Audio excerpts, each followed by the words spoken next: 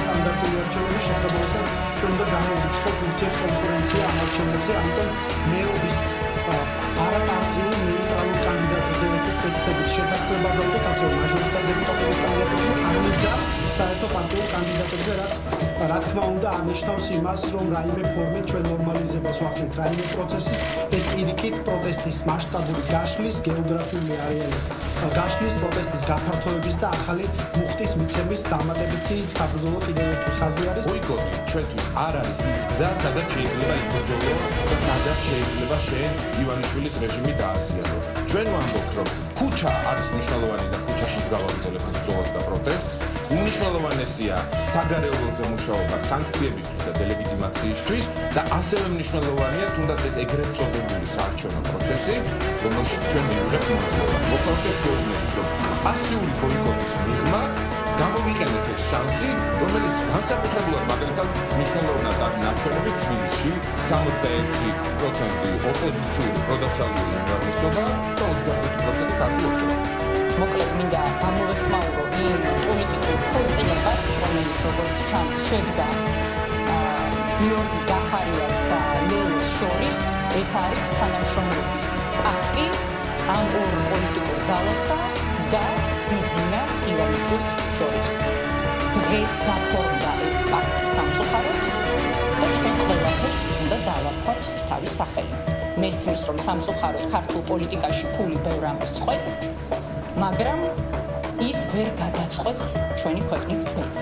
ნაციონალური მოძრაობა იყო, არის და იქნება მთავარი მედროშე იმ ბრძოლაში, რასაც ქვეყნის გადარჩენა ჰქვია და ამ ბრძოლაში ძალიან მნიშვნელოვანია ის, რომ 4 ოქტომბერს ადგილობრივ თვითმმართველობის არჩევნებად წოდებული რუსული სპეცოპერაცია არ შედგეს.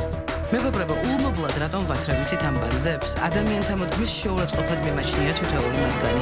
3-4 თვის წინ გახარია რუსული პროექტი იყო, ანუ საქართველოს მტერი.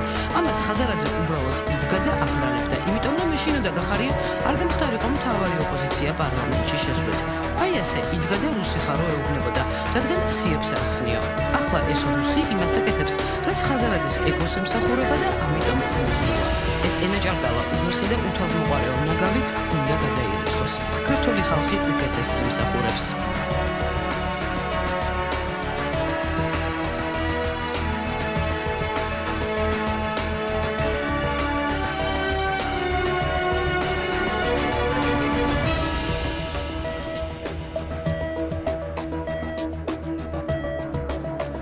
თავთან ქვეყნის სიძულვილში რომ ერთიანდებიან რადიკალები და აგენტები, ახლა ეს ახალი ნამდვილად არ არის ჩვენთვის.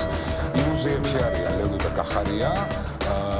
დღეს მათ აქვს ეს ილუზორული წარმოდგენა აქვს, რომ მათი უდაბლესი რეიტინგის ფონზე შეძლებენ საქმე ქართული ოცნების და იმ ფორმით დამარცხებას.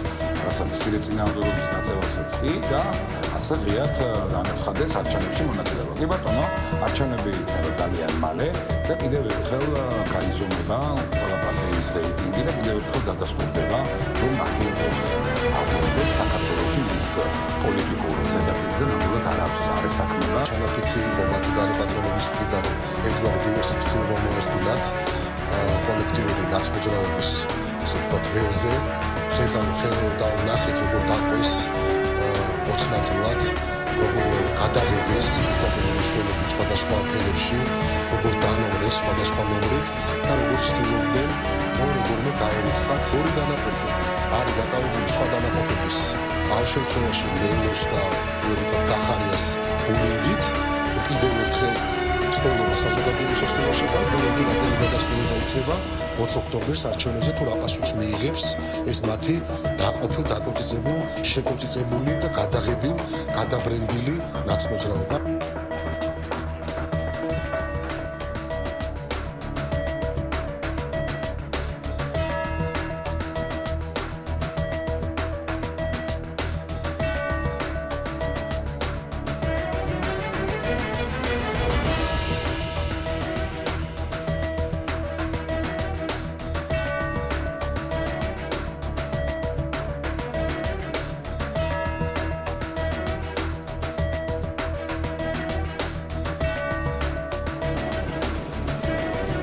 ძალიან ღია გამბობა იმას, რომ ამ სასანქციო მექანიზმის ივანიშვილზე პერსონალური სანქციების დაკისრების სასანქციო მექანიზმის ამოქმედებას ბლოკავს ივანიშვილის ერთადერთი მოკავშირე ევროკავშირში ვიქტორ ორბანი.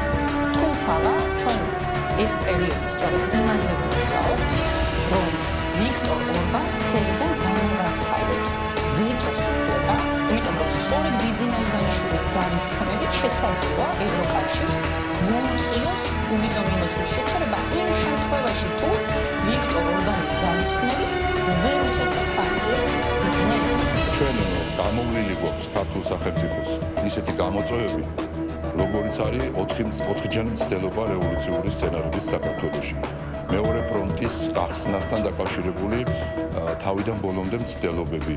ეს ყველაფერი ჩვენ გამოვლილი გვაქვს. უსამართლო განცხადებები, ბრალდებები შავხვრელებთან დაკავშირებით, რომელიც არ დამტკიცდა და ასე შემდგომ. ასე რომ ასეთი ტიპის განცხადებები და ასეთი ტიპის უხარები 15-კაციანის სიებთან და სანქციებთან დაკავშირებით პირიქით მოქმედებს. უფრო ავიღებს ქართულ საზოგადოებაში იმ мотиваციას, რომ ჩვენ უნდა დავიცვათ ქართული სახელმწიფოს სუვერენიტეტი და ეს გაგრძელდება ასე. უკრაინაში ომის ხარცეცხლის განმავლობაში დღემდე არ შეიძლება საქართველოს და ქართულ ხალხს ეწოლა, თითქოს ევროპულ ჩინამედებს სხვა მეტი საქმე არ აქვს. დრო არის უკვე, რომ თემა ამ ბიუროკრატიამ ყველამ ვისაც საქართველოს ნეგატიური მიზნებით გამოყენება სურს, ხალი დაუსწროს რეალობას, მოусმინოს ევროთოს გენერალური გილდის დასკვნას არჩევნებთან დაკავშირებით, მოусმინოს დამკვირვებლების უშუალოდ საქართველოში იყვნენ დამკვირვებლების დასკვნებს საქართველოში ჩატარებული არჩევნებთან საპარლამენტო არჩევნებთან დაკავშირებით, გაიაზრო, რომ ქართველები საქართველოს არ ექვემდებარება შანტაჟს.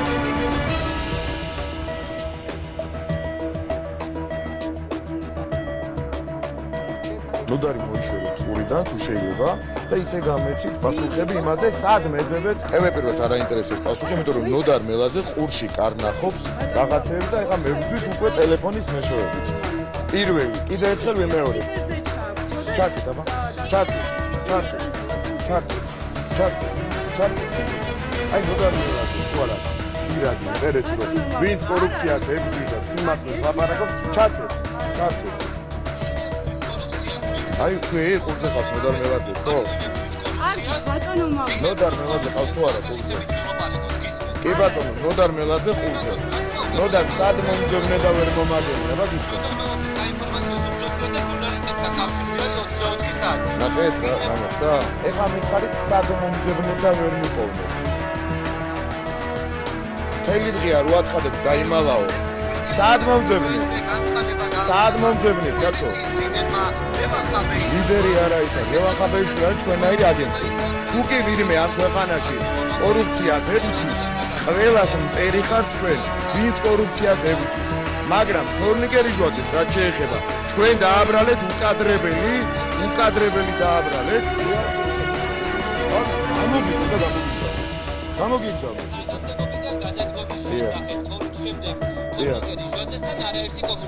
არა, ან ერთი ან ორი, მაგრამ იმაზე არა, რაც შენ გაინტერესებს. არა, იმაზე რაც შენ გაინტერესებს. არა კორუფციაზე, რაც არ დამებრალებია მისთვის არადროს. ისთვის მირეკავდა და ქონდა კომუნიკაცია სხვა საკითხებზე, მათ შორის დიპლომატიურ სამსახურში გადასვლასთან დაკავშირებით, ჩემს აზრთან დაკავშირებით. პასუხს ვერ მცემთ, სად მეძებეთ და ვერ მიპოვნეთ. ინტერეს ფული იყო და იყო სპეკულაცია აქ ან პარლამენტში ვარ ან პარტიაში ან ხანე სახლში მაქსიმუმ 6-7 საათის განმავლობაში. ერთი კვირა მამუკამ დინარაზე არ გამოჩნდა და ამაზე დააყირეთ რაღაცა ბუნჯური პიარის ადო. ეს ერთი. მეორე ლევან-ხაბეიშვილი, ნოდარ მელაზე, პირველი და ასე შემდეგ აზღვევენ ვიღაცების შეკვეთით როგორც ჩანს რაღაც კორუფციულ ჩანართებს სადღაც. ჩვენი გაცხადებული მიზანი და ვერაფერი რაც არ უნდა გაგვაბრალო ამაზე ვერ გავაკეთებთ უას. ჩვენ სოფიოში პირაკეთება გქონდა ეს.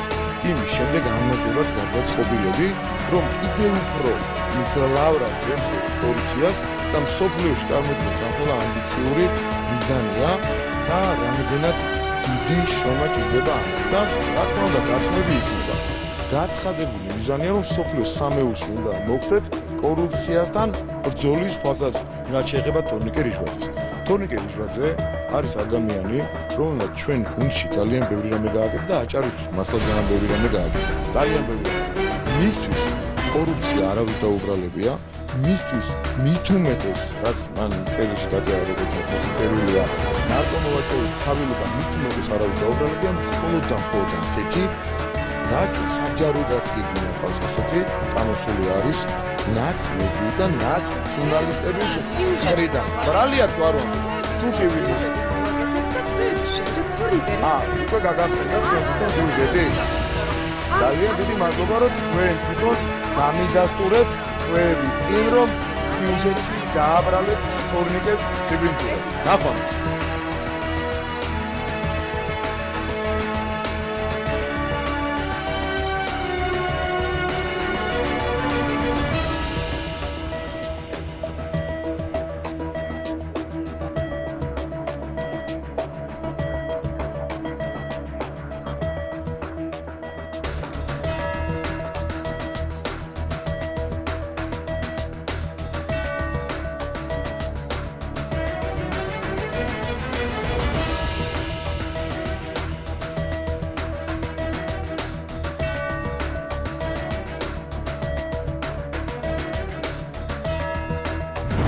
მაღალი საზოგადოებრივი ინტერესიდან გამომდინარე ქსურ საზოგადოებას ვაცნობოთ, რომ მჟავდებული გბ პენიტენციურ დაწესებულებაში შესახებულ იქნა 2025 წლის 27 მაისს.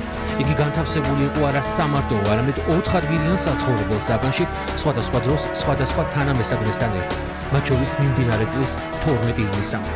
დამატებით აღნიშნავთ, რომ მიმდინარე წლის 11 ივლისს პენიტენციური დაწესებულების საგანში დაფიქსირდა მჟავდებულ გბ-სა და მასთან საგანში მყოფ პატიმარს შორის ინციდენტი, რის შედეგადაც ორივე მჟავდებულმა მიიღო სხვადასხვა სახის დაზიანება.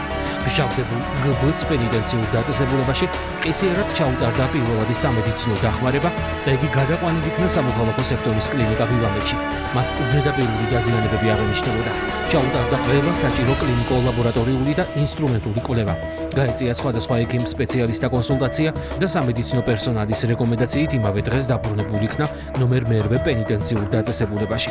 მიმდინარე წლის 12 ივლისს გბ გადაყვანილი იქნა ნომერ მე-18 ბრალდებულთა მჟავდებულთა სამკურნალო დაწესებულებაში, სადაც მიეწოდება შესაბამისი სამედიცინო მომსახურება და იმყოფება სამედიცინო პერსონალის მუდმივი მეთვალყურეობის ქვეშ. სხეულის სხვადასხვა სახის დაზიანების გამო ამავე სამკურნალო დაწესებულებაში იმყოფება მეორე მჟავდებულიც. ზემოაღნიშნულ ფაქტთან დაკავშირებით იუსტიციის სამინისტროს შესაბამისი საგამოძიებო დანაყოფი საქართველოს კანონმდებლობით დადგენილი წესით ინციდენტის დაფიქსირების დღიდან 2025 წლის 11 ივლისიდან აწარმოებს გამოძიებას და მიმდინარეობს ინტენსიური საგამოძიებო მოქმედებები. აღსანიშნავია, რომ ინციდენტთან დაკავშირებით მჟავდებულ გბ-ს ასევე შეხვდა სახალხო დამცველის აპარატის წარმომადგენელი.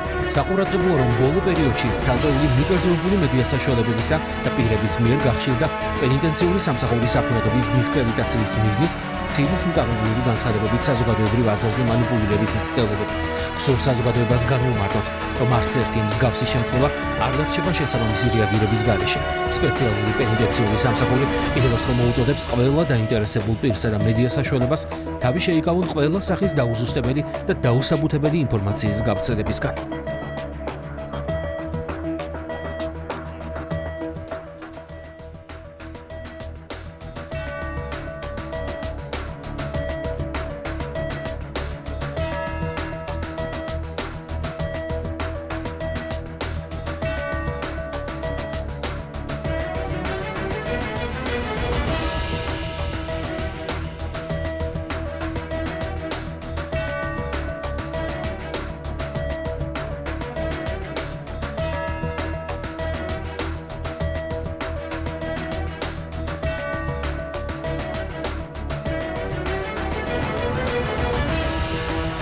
სამწუხაროდ ბოლო წლების განმავლობაში სანაპირო ზოლმა თვითონ განიცადა ეროზია სხვადასხვა პირობების გამო. დღეს უახლოეს დღეებში დასრულდება უკვე ტენდერი და დაიწყება სამუშაოები სანაპირო ზოლის აღდგენასთან დაკავშირებით. იწყებთ განხილვისა და ანაგების სანაპიროს ინფრასტრუქტურის მოწესრიგების პროექტირებას. პროექტი ითვალისწინებს მთლიანად ამ სანაპირო ზოლის ბულვარის კეთილმოწყობას, სხვადასხვა ატრაქციების გაჩენას და ვფიქრობ, რომ ჩვენს ქვეყანაში კიდევ ერთი ძალიან მნიშვნელოვანი ტურისტული ატრაქცია გაჩნდება. ეს სამუშაოები, რომელიც ჯამში 250.000 კუბამდე შემოვა ინერტული მასალა უზრუნველყოფს მთლიანად სანაპირო ზოლის აღდგენას, რაც რა თქმა უნდა ხელშეუწყობს ტურისტული პოტენციალის განვითარებას, განმუხურის ცენტრში. შესაბამისად, ყოველწლიურად მოხდება აღნიშნული ეროზიული პროცესების საწინააღმდეგო პრევენციული ღონისძიებები, რაც ხელშეუწყობს განმუხურის სანაპირო ზოლის შენარჩუნებას.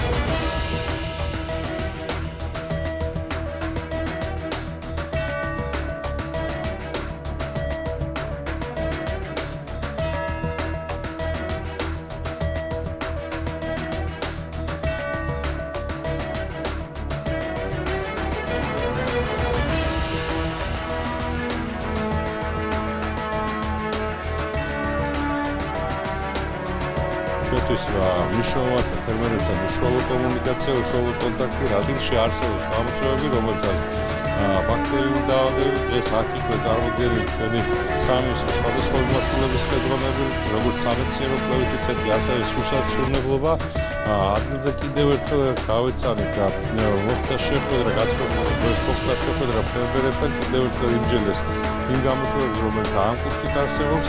დაიგეგმა შემდგომი ნაბიჯები, ძალიან მნიშვნელოვანი იყო მინისტრის მობრძანება, ერთად შევიკრიბეთ ფერმერები.